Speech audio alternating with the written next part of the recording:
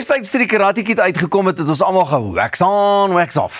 Maar ek weet nie hoeveel van ons het kans gesien vir daai bonsai boompie, wat hy ook so moes getrou dokter nie.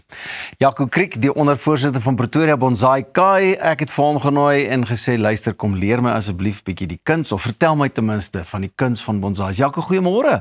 Goeiemôre, bly om hier te wees. Nou, Bonsai Kai, dit is mos natuurlik die Bonsai Klub hier in Pretoria. Dis reg, Kai is maar 'n woord vir klub, ja. Hoor jy, en lekker groot, gesonde klub, word hy lekker ondersteun? Ons is 'n lekker sterk klub, ja, ek dink een van die sterktes in die land. Ons het, ek dink hier by 80 lede, waarvan amper meeste na die vergaderings kom. So, ja, met baie ervare manne en vrouens daar. Maar nou, die vergaderings en dinge tersyde, bonsai is 'n baie interessante veld, dis 'n rustige stokperdjie, as ek so moet sê. Wat maak hierdie klein boompie so uniek? Ja, sommer terloops, jy noem Karate Kid. Baie mense was blootgestel aan bonsai deur Karate Kid, wat nie van bonsai geweet het, en baie mense het so begin met bonsai. So dit was 'n groot blootstelling aan mense.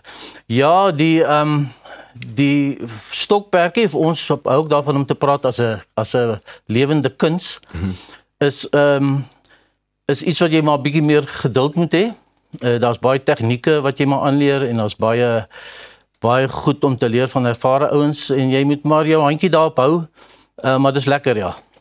So geduld speel seker 'n groot rol in die proses van om hierdie lewende kuns van jou aan die gang te hou. Geduld speel beslis 'n rol. As jy dink 'n groot boom in die natuur vat jare om groot te word en volwasse te word, maar gelukkig in bonsai maak ons dit bietjie vinniger.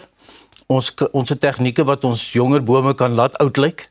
Deur byvoorbeeld takke bietjie af te buig of dooie hout op te sit maar dit is nog steeds 'n lang proses om iets mooi te kry, gaan jou ten minste seker 15-20 jaar neem. So mens moet maar 'n bietjie geduld hê.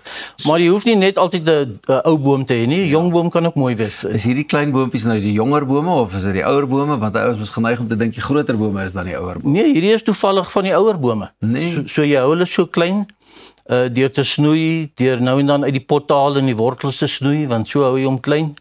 En hierdie enetjie langs my is seker 25 jaar oud. So dit is jy kan hom manipuleer en klein. En dis nog 'n jong bonsai, nee. En dis 'n jong bonsai, ja. So let die kuns daarin om die wortels, die takke, alles maar regtig op so 'n manier te onderhou en te bestuur, laat hy klein bly soos wat jy hom in gedagte het, of kan dit groter wees? Wat is die grootste bonsai wat 'n ou kry in kleinste ene dan? Ja, dit wissel. Jy kan van 2 cm tot 2 meter bome hê van dieselfde spesies. Daai klein spekboompie by jou het ek 'n grootte by die huis wat seker 1,5 meter hoog is. Ja. En hulle is dieselfde oud. So jy manipuleer hom, jy haal hom afhangende van watter soort boom en hoe oud hy is, haal jy hom maar uit die pot so elke jaar of 2 jaar, jy snoei sy wortels, so derde terug of meer willevye kan jy so baie terugsny, hulle is sterk. So manipuleer jy hom bietjie en dan snoei jy hom gedurig bo. En soos hierdie, as jy hom heeltyd die groeipuntjies uitknip, dan kry jy hierdie wat ons noem wolkies en dan word die blaartjies klein en baie klein stammetjies. So jy manipuleer die ding maar. So vir nuwelinge wat daar instap en sê nee, ek wil ook nou die kuns van bonsai leer en bemeester. Wat sou jy sê is die grootste jy weet indrukke wat die ouens het, maar dan is dit heeltemal verkeerd? Ek dink mense wat nie van bonsai weet nie, eerstens dink hulle dis 'n soort boom. 'n soort, ja. Ek soek 'n bonsai boom. Ja, ek soek 'n bonsai, ja. Nee, bonsai. En bonsai is nie 'n soort boom nie. Ons maak bonsai van amper enige boom. Daar's party wat meer geskik is en minder, so dit is nie 'n soort boom nie. Inteendeel, in Suid-Afrika is ons inheemse bome verskriklik geskik vir ons het klomp bome wat geskik is vir bonsai. So dis eerstens nie 'n soort boom nie. Tweedens, dink mense as jy 'n boompie gekoop het, dan staan hy net maar daar. Jy moet hom net water gee. Jy moet hom net bietjie nou en dan water gee, maar hy hou aan groei, so hy maak lang takke. Ja. En skielik lyk hy soos 'n bos en lyk hy nie meer soos 'n boompie nie, so hulle dink jy moet hom versorg. Die mense wil ook graag boontjies binne in die huis hê.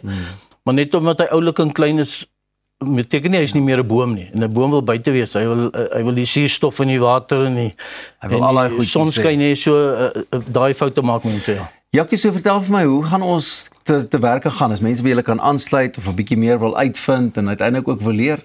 Ja, Pretoria Bonsai Kai, soos ek gesê het, is sterk. Ons is oop vir enige iemand wat belangstel in bonsai. Ons groei boompies, so ons is nie ander potplante en goed nie. En ons is oop, ja, en mense ons het 'n webtuiste, bonsaikai.org, bonsaikai een woord, en hulle kan daar kyk. Ons het 'n vooruitgewerkte program vir die jaar. Ons kom die eerste Saterdag van elke maand bymekaar en die ervare ouens help die jongeres, en dan het ons elke vergadering 'n praatjie of oor 'n styl of 'n spesie of tegnieke of so iets, en enige iemand is welkom, ja. En van 'n beginnersklas tot nou 'n ou wat nou al vir jare in die ding in is. Ons het beginnersklasse, ja, vir mense wat nog niks weet nie. En dan het ons en dan ja, ervare ouens verwelkom ons by die klub, want baie dankie. Hulle wil help weer die ander.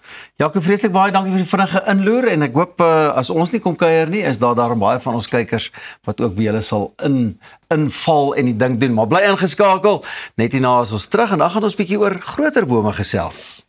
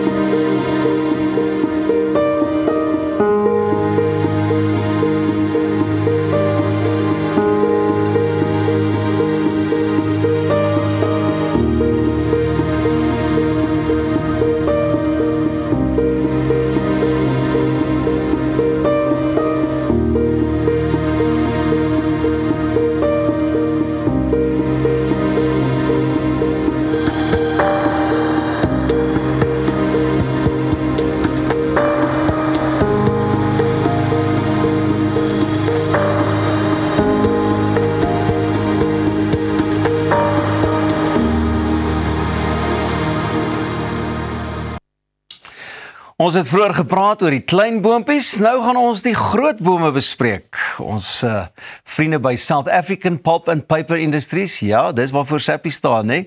Glo dat elke dag 'n geleentheid is om Suid-Afrika se inheemse woude te vier en te beskerm.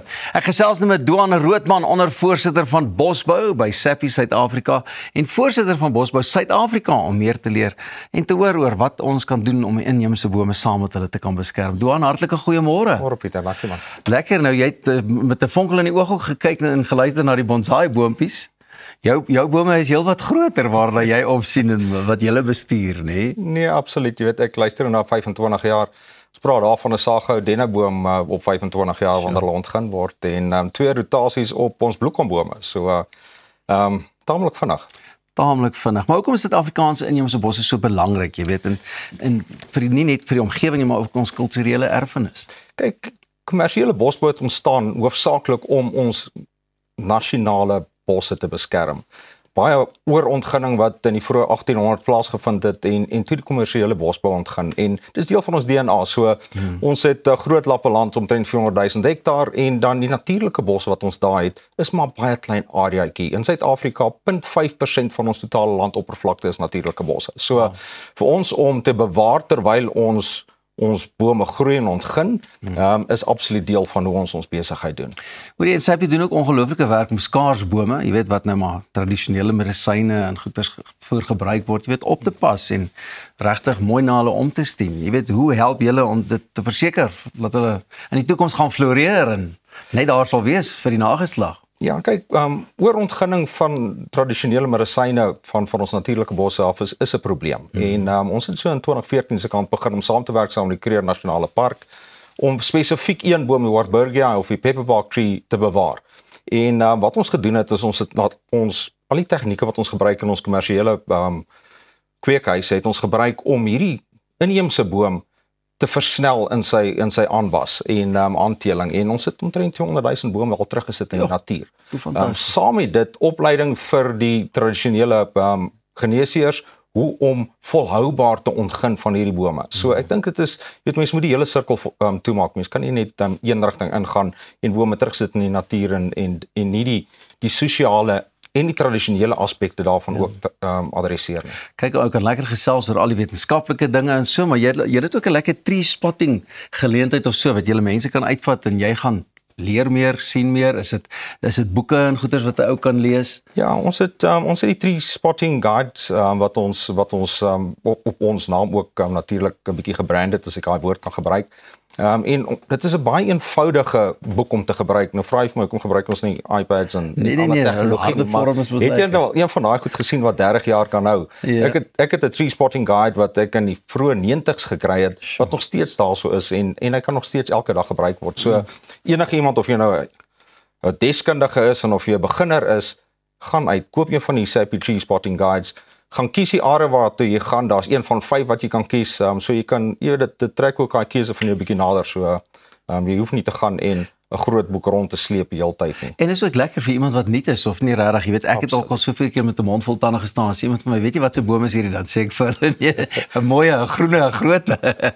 En daai boek gaan jou ook help, nee? Nee, absoluut. Ek dink dit is 'n baie eenvoudige uiteengesit. Daar's baie mooi skematiese aanduidings van die blare en die takke en die vrugte en die blomme, mooi foto's, so dit is baie eenvoudig om hierdie boeke te gebruik om te identifiseer spesifiek wat 'n boom jy is. Veral as jy Kruger toe gaan en jy kry die Lowveld spotting guide, of as jy Kaap toe gaan, kry jy die Kaap en Kalahari spotting guide. So ek dink kies waartoe jy gaan koop die boek, daar's 5 van hulle en gebruik dit. En dit is die belangrike ding, jy gee dit as 'n geskenk, gaan van die een generasie na die volgende generasie. Kan nie wag nie en ek is seker, ek het baie van ons kykers wat ook van daardie boeke in die hande wil hê. Dankie dat jy kom inloer het en so vinnig met ons gesels het. SAPI wil 'n paar van ons kykers die geleentheid gee om iets besonders te wen.